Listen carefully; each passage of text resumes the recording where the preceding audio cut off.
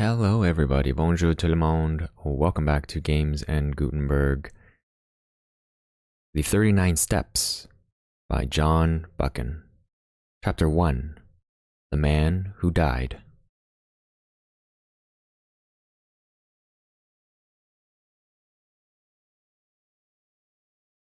Opening remarks. To Thomas Arthur Nelson, Lothian M. Borderhouse. My dear Tommy, you and I have long cherished an affection for that elemental type of tale which Americans call the dime novel, and which we know as the shocker, the romance where the incidents defy the probabilities, and march just inside the borders of the possible.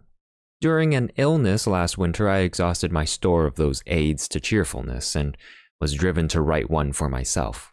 This little volume is the result, and I should like to put your name on it in memory of our long friendship, in the days when the wildest fictions are so much less improbable than the facts. J.B., September 1915. Chapter 1, The Man Who Died. I returned from the city about 3 o'clock on that May afternoon, pretty well disgusted with life. I had been 3 months in the old country and was fed up with it. If anyone had told me a year ago that I would have been feeling like that, I should have laughed at him. But there was the fact. The weather made me liverish. The talk of the ordinary Englishman made me sick. I couldn't get enough exercise, and the amusements of London seemed as flat as soda water that has been standing in the sun. Richard Hannay, I kept telling myself, you have got into the wrong ditch, my friend, and you had better climb out. It made me bite my lips to think of the plans I had been building up those last years in Buluwayo. I had got my pile, not one of the big ones, but good enough for me, and I had figured out all kinds of ways of enjoying myself. My father had brought me out from Scotland at the age of 6, and I had never been home since. So England was a sort of Arabian Nights to me, and I counted on stopping there for the rest of my days.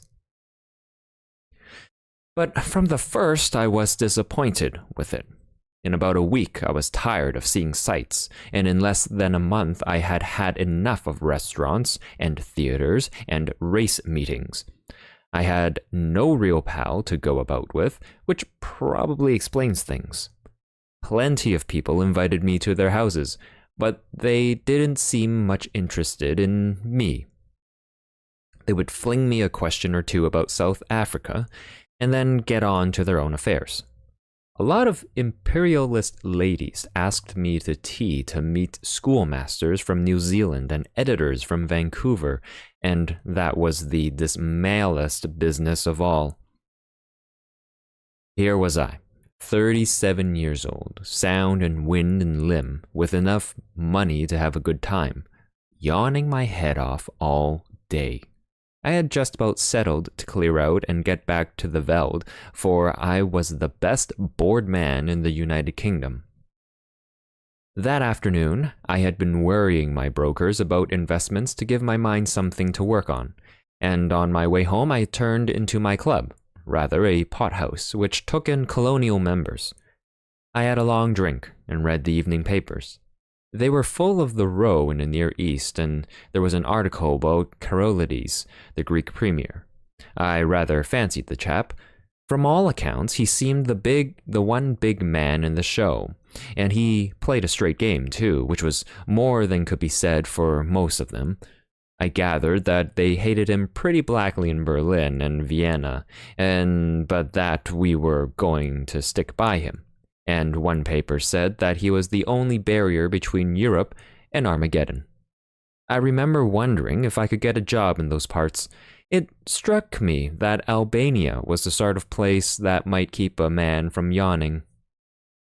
About 6 o'clock, I went home, dressed, dined at the Café Royal, and turned into a music hall. It was a silly show, all capering women and monkey-faced men, and I did not stay long. The night was fine and clear as I walked back to the flat I had hired near Portland Place. The The crowd surged past me on the pavements, busy and chattering, and I envied the people for having something to do. These shopgirls and clerks and dandies and policemen had some interest in life that kept them going. I gave half a crown to a beggar because I saw him yawn. He was a fellow sufferer. At Oxford Circus, I looked up into the spring sky and I made a vow. I would give the old country another day to fit me into something. If nothing happened, I would take the next boat for the Cape. My flat was the first floor in a new block behind Langham Place. There was a common staircase with a porter and a liftman at the entrance, but there was no restaurant or anything of that sort, and each flat was quite shut off from the others. I hate servants on the premises, so I had a fellow to look after me who came in by the day. He arrived before 8 o'clock every morning and used to depart at 7, for I never dined at home. I was just fitting my key into the door when I noticed a man at my elbow.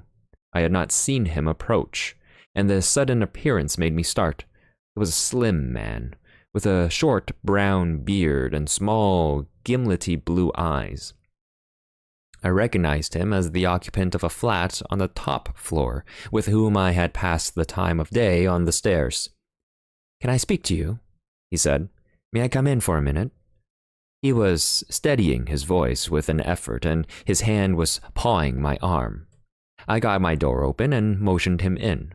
No sooner was he over the threshold than he made a dash for my back room, where I used to smoke and write my letters.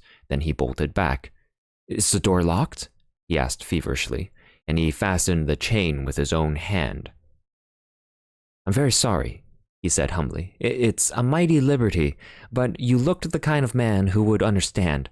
I've had you in my mind all this week when things got troublesome. Say, will you do me a good turn?" "I'll listen to you," I said. "That's all I'll promise." I was getting worried by the antics of this nervous little chap.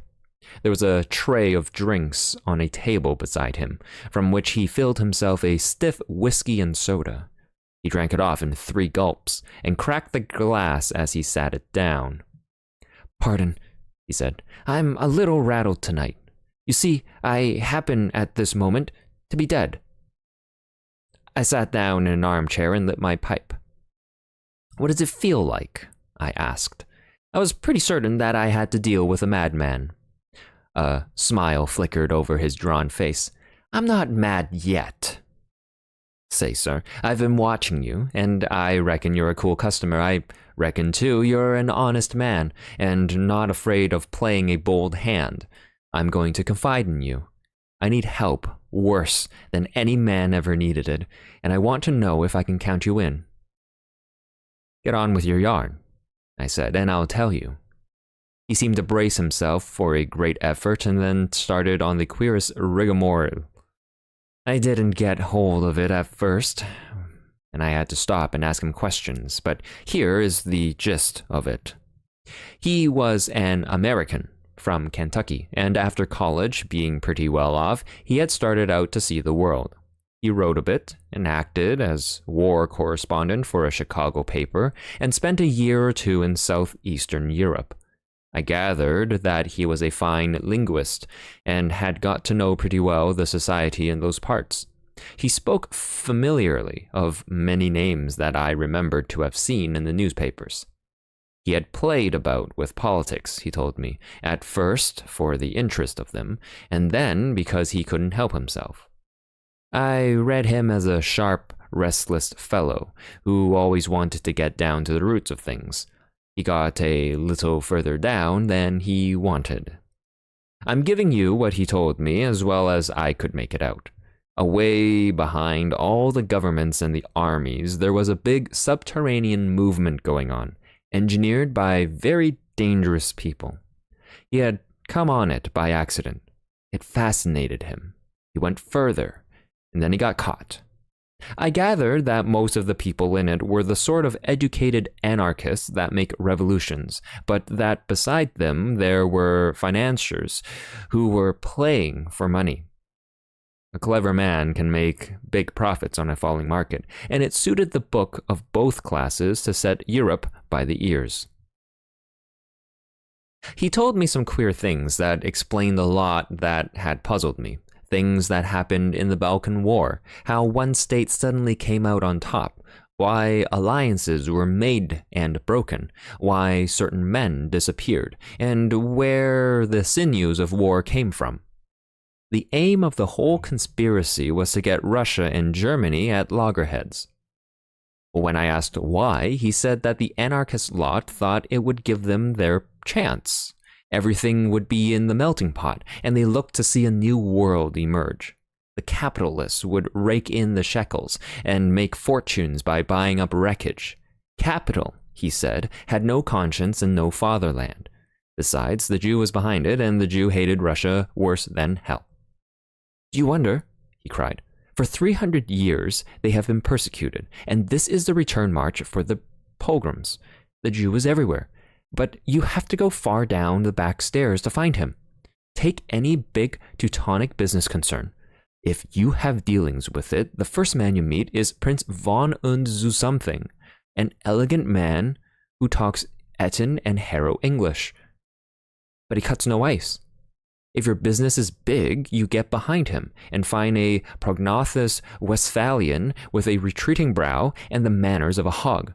He is the German businessman that gives your English papers the shakes. But if you're on the biggest kind of job and are bound to get to the real boss, 10 to 1, you are brought up against a little white-faced Jew in a bath chair with an eye like a rattlesnake. Yes, sir, he is the man who's ruling the world just now, and he has his knife in the empire of the Tsar, because his aunt was outraged and his father flogged in some one-horse location on the Volga. I could not help saying that his Jew anarchists seemed to have got left behind a little. Yes and no, he said. They won up to a point, but they struck a bigger thing than money, a thing that couldn't be bought, the old elemental fighting instincts of man. If you're going to be killed, you invent some kind of flag and country to fight for, and if you survive, you get to love the thing. Those foolish devils of soldiers have found something they care for, and that has upset the pretty plan laid in Berlin and Vienna. But my friends haven't played their last card by a long sight. They've gotten the ace up their sleeves, and unless I can keep alive for a month, they are going to play it and win. But I thought you were dead, I put in. Moria nua vitae, he smiled. I recognized the quotation. It was about all the Latin I knew. I'm coming to that, but I've got to put you in wise about a lot of things first. If you read your newspaper, I guess you know the name of Constantine Karolides. I sat up at that, for I had been reading about him that very afternoon. He is the man that has wrecked all their games. He is the one big brain in the whole show, and he happens also to be an honest man. Therefore, he has been marked down these 12 months past. I found that out. Not that it was difficult, for any fool could guess as much, but I found out the way they were going to get him, and that knowledge was deadly. That's why I have had to decease. He had another drink, and I mixed it for him myself, for I was getting interested in the beggar. They can't get him on his own land, for he has a bodyguard of Epirites that would skin their grandmothers. But on the 15th day of June, he is coming to this city. The British Foreign Office has taken to having international tea parties, and the biggest of them is due on that date. Now, Karolides is reckoned the principal guest, and if my friends have their way, he will never return to his admiring countrymen. That's simple enough, anyhow, I said. You can warn him and keep him at home. And play their game? He asked sharply. If he does not come, they win, for he's the only man that can straighten out the tangle. And if his government are warned, he won't come, for he does not know how big the stakes will be on June the 15th. What about the British government? I said. They're not going to let their guests be murdered. Tip them the wink and they'll take extra precautions. No good. They might stuff your city with plainclothes detectives and double the police, and Constantine would still be a doomed man. My friends are not playing this game for candy. They want a big occasion for the taking off, with the eyes of all Europe on it. He'll be murdered by an Austrian, and there'll be plenty of evidence to show the connivance of the big folk in Vienna and Berlin. It will all be an infernal lie, of course, but the case will look black enough to the world. I'm not talking hot air, my friend. I happen to know every detail of the hellish contrivance, and I can tell you it will be the most finished piece of blackguardsmanism since the Borgias. But it's not going to come off if there's a certain man who knows the wheels of the business alive right here in London on the 15th day of June. And that man is going to be your servant, Franklin P. Scudder. I was getting to like the little chap. He had his jaw had shut like a rat trap, and there was the fire of battle in his gimlety eyes. If he was spinning me a yarn, he could act up to it. Where did you find out this story? I asked. I got the first hint in an inn on the Acnes in Tyrol. That set me inquiring, and I collected my other clues in a fur shop in the Galician quarter of Boda, in a strangers' club in Vienna, and in a little bookshop off the Rakenstrasse in Leipzig. I completed my evidence 10 days ago in Paris. I can't tell you the details now, for it's something of a history. When I was quite sure in my own mind, I judged it my business to disappear, and I reached this city by a mighty queer circuit. I left Paris, a dandified young French-American, and I sailed from Hamburg, a Jew diamond merchant. In Norway, I was an English student of Ibsen, collecting materials for lectures. But when I left Bergen, I was a cinema man with special ski films. And I came here, from Leith, with a lot of pulpwood propositions in my pocket to put before the London newspapers.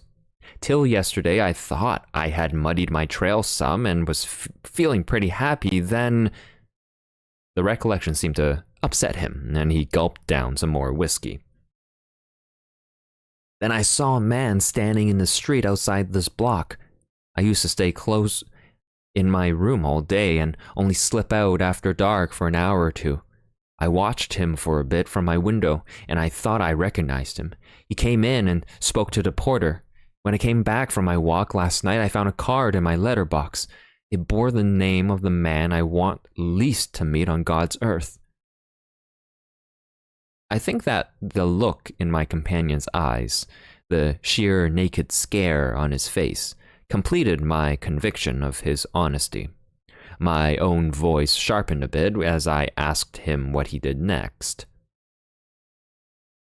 I realized that I was bottled as sure as a pickled herring, and that there was only one way out. I had to die. If my pursuers knew I was dead, they would go to sleep again. How did you manage it? I told the man that valets me that I was feeling pretty bad, and I got myself up to look like death. It wasn't difficult, for I'm no slouch at disguises. Then I got a corpse. You can always get a body in London if you know where to go for it. I fetched it back in a trunk on the top of a four-wheeler, and I had to be assisted upstairs to my room. You see, I had to pile up some evidence for the inquest. I went to bed and got my man to mix me a sleeping draught, and then I told him to clear out. He wanted to fetch a doctor, but I swore some and said I couldn't abide leeches. When I was left alone, I started in to fake up that corpse. He was my size, and I judged had perished from too much alcohol, so I put some spirits handy about the place. The jaw was the weak point in the likeness, so I blew it away with a revolver. I dare say there will be somebody tomorrow to swear to having heard a shot, but there are no neighbors on my floor, and I guessed I could risk it. So I left the body in bed, dressed up in my pajamas with a revolver lying on the bedclothes with a considerable mess around. Then I got into a suit of clothes I had kept waiting for emergencies. I didn't dare to shave for fear of leaving tracks, and besides, it wasn't any kind of use my trying to get into the streets. I had you in my mind all day, and there seemed nothing to do but to make an appeal to you. I watched from my window till I saw you come home, and then slipped down the stair to meet you. There, sir, I guess you know about as much as me of this business. He sat blinking like an owl, fluttering with nerves and yet desperately determined. By this time, I was pretty well convinced that he was going straight with me.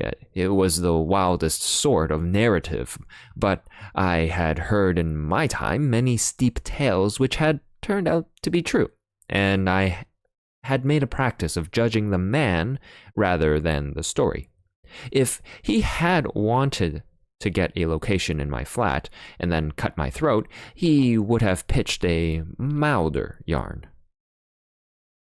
Hand me your key, I said, and I'll take a look at the corpse.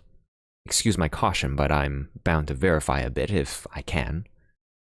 He shook his head mournfully. I reckoned you'd ask for that, but I haven't got it. It's on my chain on the dressing table. I had to leave it behind, for I couldn't leave any clues to breed suspicions. The gentry who are after me are pretty bright-eyed citizens. You'll have to take me on trust for the night, and tomorrow you'll get proof of the corpse business right enough. I thought for an instant or two.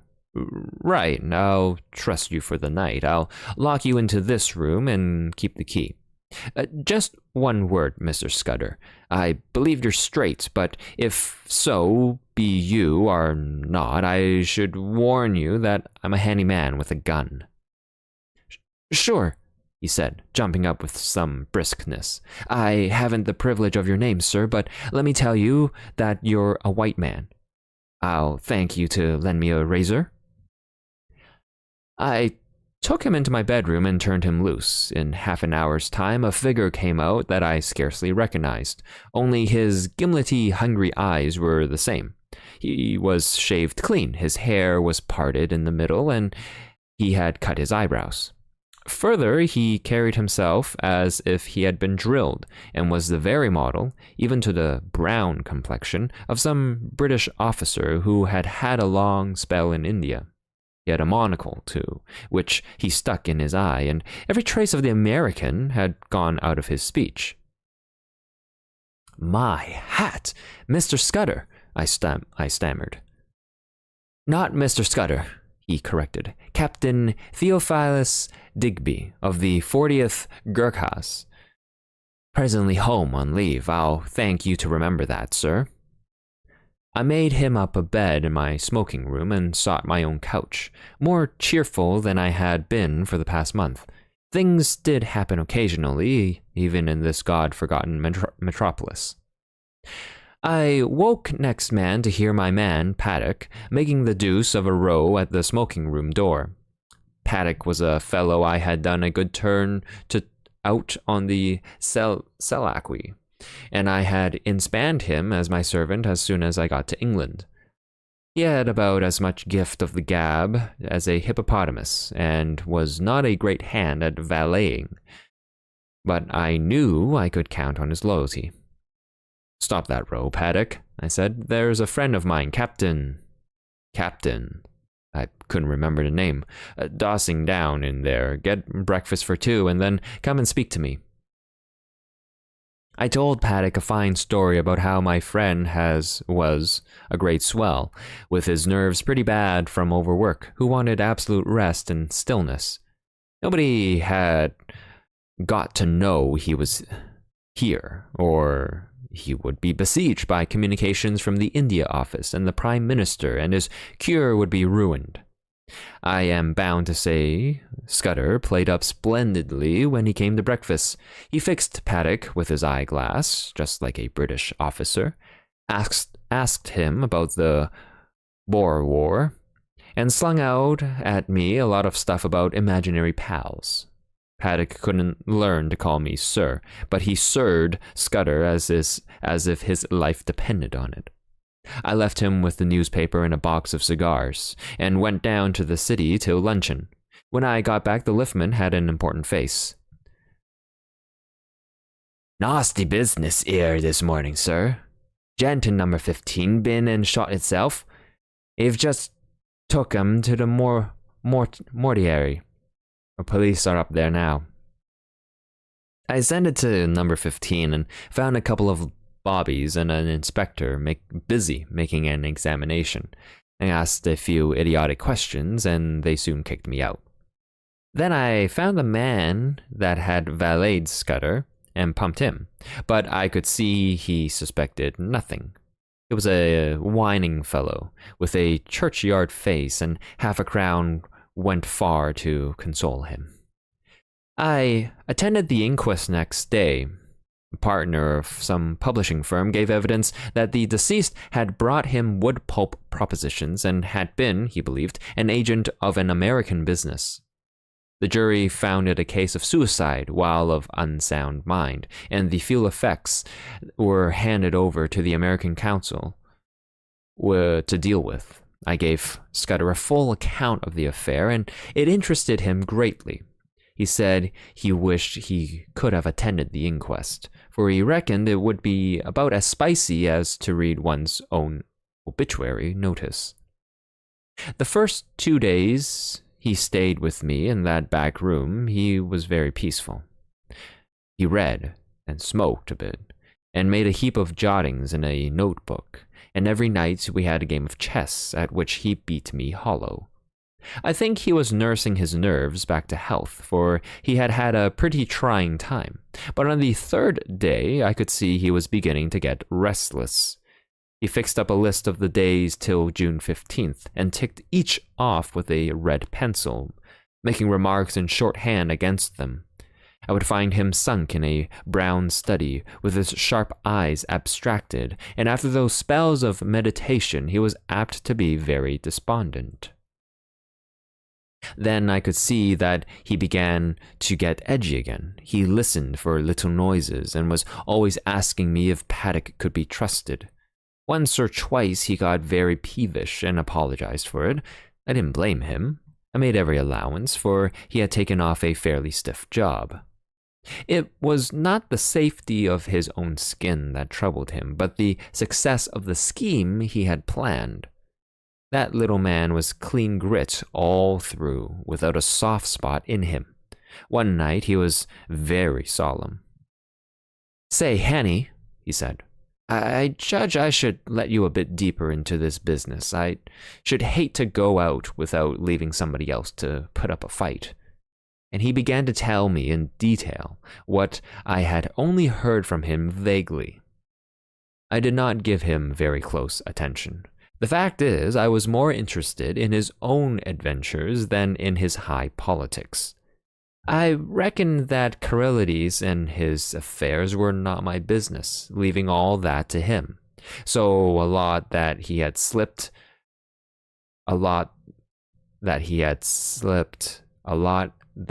said slipped clean out of my memory. I remember that he was very clear that the danger to Carilides would not begin till he had got to London, and would come from the very highest quarters, where there would be no thought of suspicion. He mentioned the name of a woman, Julia Chechny, as having something to do with the danger. She would be the decoy, I gathered, to get Carilides out of the care of his guards. He talked, too, about a black stone and a man that lisped in his speech, and he described very particularly somebody that he never referred to without a shudder, an old man with a young voice who could hood his eyes like a hawk. He spoke a good deal about death, too. He was mortally anxious about winning through with his job, but he didn't care a rush for his life. I reckon it's like going to sleep when you are pretty well tired out, and waking to find a summer day with the scent of hay coming in at the window. I used to thank God for such mornings way back in the blue grass country, and I guess I'll thank him when I wake up on the other side of Jordan. Next day, he was much more cheerful and read the life of Stonewall Jackson much of the time. I went out to dinner with a mining engineer I had got to see on business, and came back about 10:30 in time for our game of chess before turning in. I had a cigar in my mouth, I remember, as I pushed open the smoking room door. The lights were not lit, which struck me as odd. I wondered if Scudder had turned in already. I snapped a switch, but there was nobody there. Then I saw something in the far corner which made me drop my cigar and fall into a cold sweat. My guest was lying, sprawled on his back. There was a long knife through his heart, which skewered him to the floor. End of Chapter 1 of the 39 Steps by John Buchan. This book is available at Gutenberg.org.